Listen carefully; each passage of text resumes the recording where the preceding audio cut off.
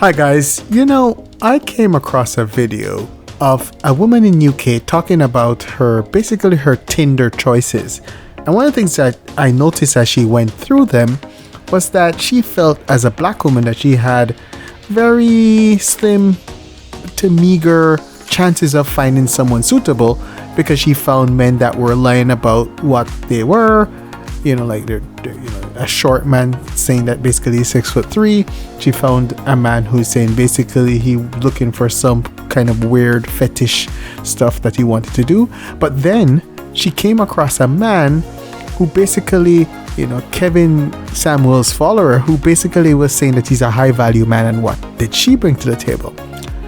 And this is one of the things that, I think a lot of people are seeing now, especially in the black community, and much to the chagrin of many women. It's not only in the black community, it's happening outside of that some people are looking into this and they're saying, hey, there's so few of men like me, so therefore women have to really meet the bar to get to the high value man.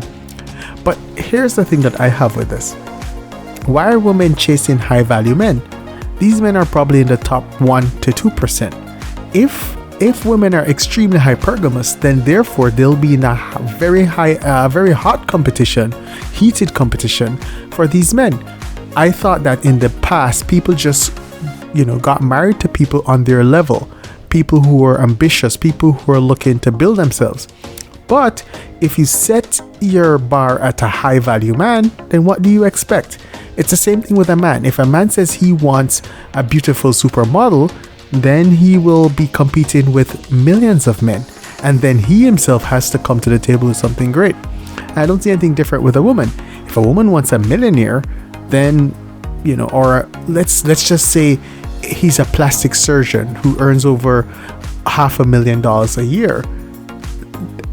He has all his student loans paid off. He lives in a very comfortable house. Like, this man will have several people knocking at his door. So therefore, you can understand what's happening here.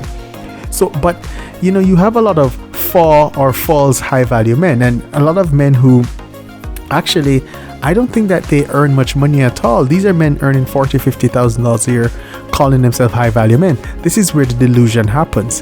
I do believe that a high value man is someone in maybe the top 5%. That's the type of guy that can give the woman that lifestyle that she wants. She wants to not have the option not to work, but still live a nice lifestyle. I'm not a high value man. I am nowhere near that.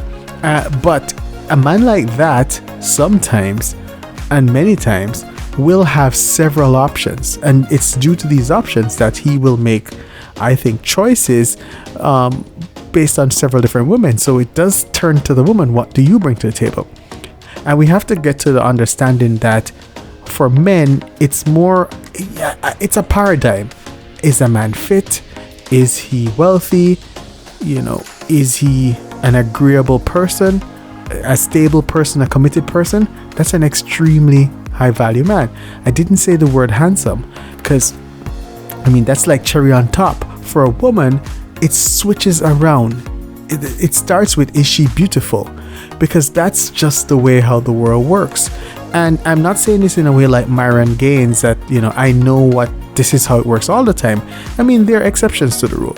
But if you look at the arm of these very wealthy men, they're normally quite beautiful women. And the next thing is she agreeable? Is she fit? And feminine. And I think femininity, the key to femininity is, and I think this is a weird word, is that if a woman grew up with her father and she is used to seeing a father and mother and seeing the woman's role, the man's role, even if the mother worked and the father worked, she kind of gets an idea of how a woman should behave. And if she ends up with a man who earns significantly more than she does, then it's more like he will control more the finances. She would be more of the person that manages the home. So it's a natural feminine role. I find femininity will be very difficult if the man is broke, because then the woman has to take on the role of provider. And that's a big thing that a lot of people don't get to. Now, I just wanted to say I'm not the only one who feels this way. Could we just listen to this for a second? The positive things that Kevin Samuel has done. He has caused women to self-evaluate themselves more so than what they used to back in the day. Long story short, he pointing out a lot of y'all bullshit. But with that being said, he also encouraged a lot of fuckboys to actually speak up. And that's a bad thing. A lot of y'all don't need to be saying shit. A lot of y'all need to be working on yourself. A lot of y'all need to get y'all shit together. A lot of y'all are fucked up in all kind of ways. Mentally, emotionally, spiritually, financially, just all around shitty. And then you had the nerve to get on the internet and call a woman a whore when you ain't even got $4 in your account. When you good for nothing. Long story short, worry about your goddamn self. Yes, worry about yourself.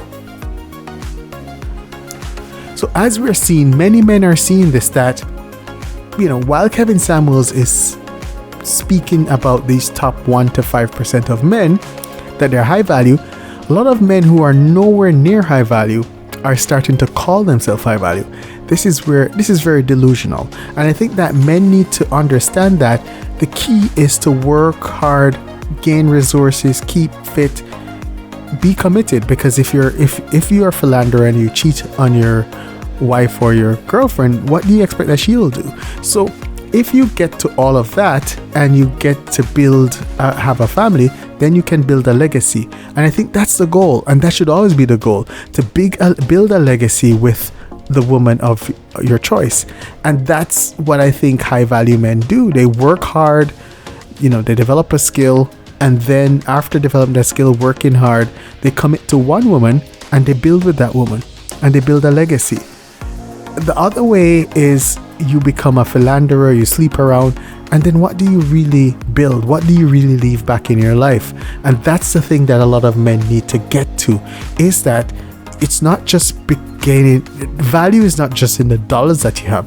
Value is also in the commitment that you give. Because for a man, integrity is one of the key traits that he needs to have. So I hope that people don't think that I'm trying to promote what Kevin Samuel is saying. I'm not. What I'm saying is that message is for a select 1 to 5%. The rest of us, we have to go out every day and work hard and partner with a woman. There's no such thing as submission right now. You partner with a woman, you build together, and hopefully you can build a small legacy. Nothing big, but a small legacy that the next generation will do better. That's all we can do. Thanks, guys.